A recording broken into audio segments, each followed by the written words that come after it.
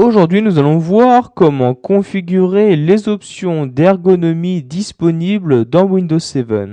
Ceci va vous permettre donc de rendre votre navigation dans votre ordinateur beaucoup plus simple, que vous ayez un problème de vue, d'ouïe, etc. Donc, pour utiliser les options d'ergonomie, vous vous rendez donc dans le panneau de configuration et comme vous pouvez le voir, vous avez une catégorie options d'ergonomie. Donc, vous cliquez dessus. Puis vous cliquez de nouveau sur options d'ergonomie.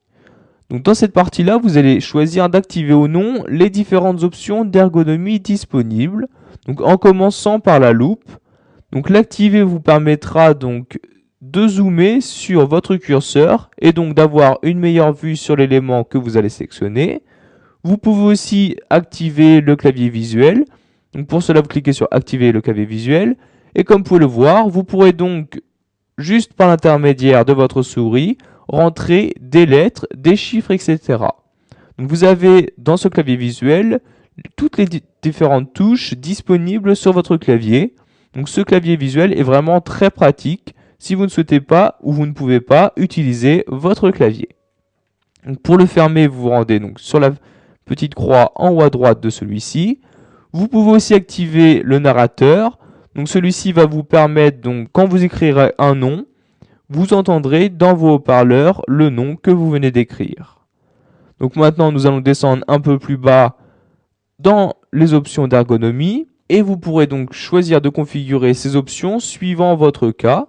Donc, par exemple, pour les personnes qui ont des problèmes d'ouïe, donc vous cliquez sur remplacer les sons par d'autres icônes écrites ou visuelles. Et vous pourrez activer ou non certaines options qui vous permettra donc d'avoir l'utilisation de Windows 7 améliorée. Donc par exemple, vous pouvez activer les notifications visuelles pour les sons. Donc en effet, par exemple, quand vous retirez un périphérique de votre ordinateur, vous pouvez entendre un son. Mais pour les personnes qui ont des problèmes d'ouïe, ceci n'est pas très pratique. Donc c'est pourquoi elles ont la possibilité d'activer les notifications visuelles. Donc, ce qui veut dire que quand elles retireront un périphérique, il y aura une notification visuelle qui va apparaître. Donc, par exemple, faire clignoter la barre de légende active ou encore la fenêtre ou le bureau. Donc, vous pouvez choisir ce que vous souhaitez. Donc, maintenant, nous allons faire précédent. Et vous pouvez aussi optimiser l'utilisation de cet ordinateur pour les personnes qui ont un problème de vue. Donc pour cela, vous cliquez sur utiliser l'ordinateur sans écran.